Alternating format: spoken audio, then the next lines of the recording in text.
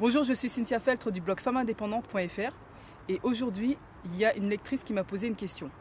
Elle a un bien immobilier qu'elle souhaite mettre en location et sa question c'est: est-ce que je dois passer par une agence immobilière pour mettre mon bien en location ou non? Donc à cette question, il y a 3 points essentiels que vous devez étudier. Déjà, premièrement, est-ce que vous êtes prêt à être en contact avec votre futur locataire? C'est-à-dire que si vous passez par une agence immobilière pour mettre votre bien en location, l'agence immobilière sera l'intermédiaire entre vous et votre futur locataire. Dès que le locataire aura un problème dans l'appartement, il contactera l'agence immobilière qui, à son tour, vous contactera pour tout ce qui est réparation ou voilà, petits problèmes par rapport au locataire. Donc la question qu'il faut se poser, c'est: est-ce que vous êtes prêt à être contacté par votre locataire ou non?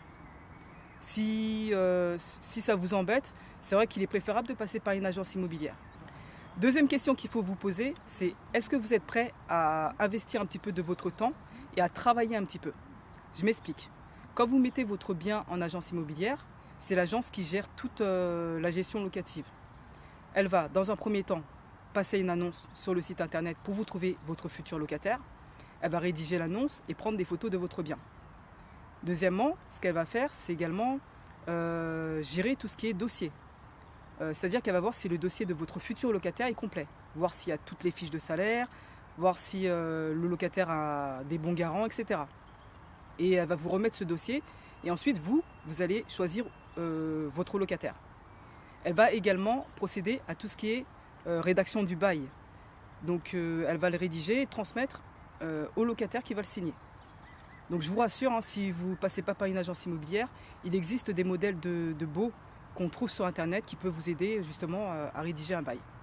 L'agence immobilière va également procéder à l'état des lieux. Elle va remettre les clés au locataire quand il arrivera dans les lieux et elle va les récupérer à la fin. Donc voilà, ce sont des questions qu'il faut vous poser. Est-ce que vous avez le temps de faire ça? Est-ce que vous avez l'énergie de faire ça? Et la question qu'il faut se poser aussi, c'est où se trouve votre bien locatif? Est-ce qu'il se trouve près de votre lieu d'habitation ou pas? C'est-à-dire que est-ce que vous pourrez vous déplacer facilement s'il y a un problème? Troisième question qu'il faut vous poser, c'est: quelle rentabilité souhaitez-vous obtenir? La rentabilité dépend de plusieurs choses. Elle dépend de l'achat de votre bien immobilier, le prix d'achat.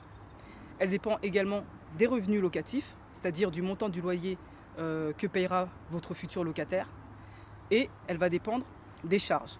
Donc les charges, quand on parle de charges, c'est tout ce qui est taxes d'habitation, charges de copropriété. Si vous avez des travaux à faire, ce sera les travaux de rénovation.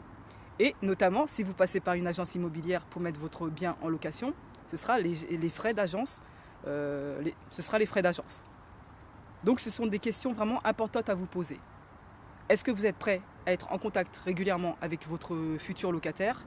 Est-ce que vous êtes prêt à fournir un petit peu de travail et de votre temps? Et quelle rentabilité je souhaite obtenir? Merci d'avoir regardé cette vidéo. Moi, j'aimerais savoir maintenant si vous avez mis ou pas votre bien en location via une agence. Quels sont les inconvénients? Quels sont les avantages? N'hésitez pas à me laisser des commentaires sur mon blog. Et puis si vous avez vraiment aimé cette vidéo, n'hésitez pas à cliquer sur like et à la partager sur tous les réseaux sociaux. Merci beaucoup et je vous dis à bientôt sur le blog femmeindépendante.fr. Salut!